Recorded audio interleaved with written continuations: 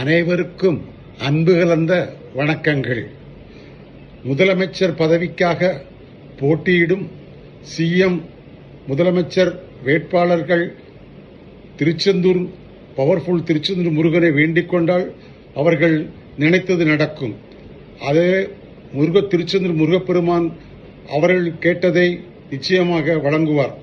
உதாரணமாக சொல்லப்போனால் இந்த 2026 சட்டமன்ற தேர்தலில் வெற்றி பெற்ற தமிழ்நாடு சீஃப் மினிஸ்டர் விஜய் அவர்கள் திருச்செந்தூர் சென்று முருகப்பெருமானை மனதார உளமாற வழிபட்டார். அவர் தமிழ்நாடு சிஎம் ஆகிவிட்டார். அதேபோல இந்த 2026 சட்டமன்ற தேர்தலில் வெற்றி பெற்ற புதுச்சேரி முதல்வர் ரங்கசாமி ஐயா அவர்களும் திருச்செந்தூர் சென்று முருகனை மனதார உளமாற வழிபட்டார்கள்.